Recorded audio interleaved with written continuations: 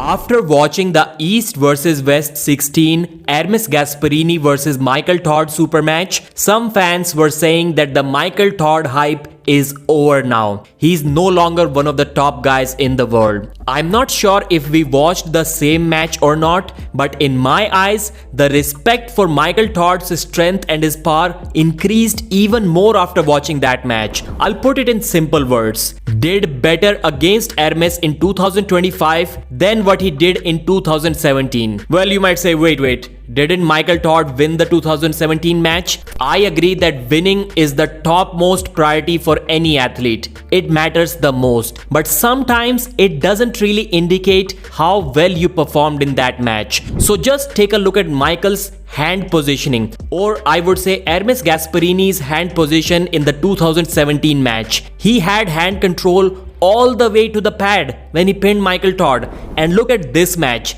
Yes, he won 3-0 this time, but still he was struggling a lot more than the 2017 match. To me, it's completely unbelievable that Michael Todd caused more troubles to Ermes Gasparini's hand and wrist when Ermes was like 25 kilos heavier and 31 years old instead of 24. That tells you how strong Michael Todd's pronation really is. Even before this match, Ermes revealed that he was hoping Michael Todd loses to Gennady Quickvinia so that he gets an easier match and he doesn't have to face Michael Todd's King's move. That's how much Ermes respected Michael Todd's King's move even before this match. Just imagine how much he respects it right now. Ermes revealed that the match was way harder than what he initially thought. He thought that he would be able to defeat Michael without much trouble. He kind of did, but still, he had to give it all he had. Ermes said that if he didn't have a good press and he wasn't able to finish the match quickly, he would have been in big trouble.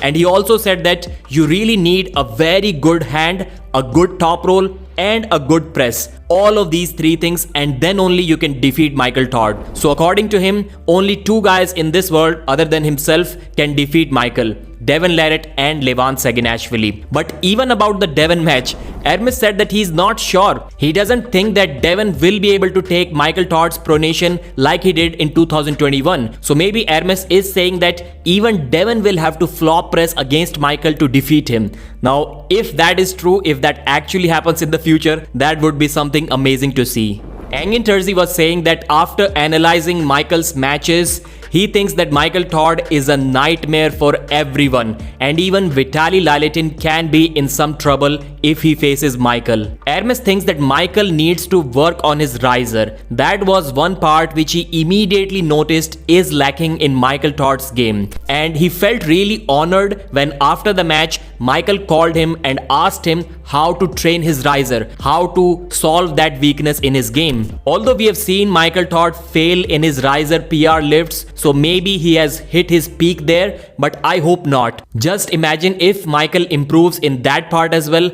How strong will he really become? Ermes was also asked to give his opinions about the possible Michael Todd versus Levan Saginashvili match. If it happens, does Michael really have any chance at all? Ermes thinks that it will be a really good match. And if Levan cannot have too much hand control, then the match will stop and it will become a super good fight. I think there is only one arm wrestling move where Ermes is actually stronger than Levan, and that is a press. So if the match gets to a point where Levan has to press Michael Todd, then it can become really interesting. Unless Levan has full hand control, after that it wouldn't really matter. But what are your thoughts about this? Did you see the same thing which I saw in the Michael Todd match, that he really did extremely good against Ermes despite it being the stylistically most difficult match for him? Mention your thoughts in the comment section. Please hit the thumbs up and I'll see you again.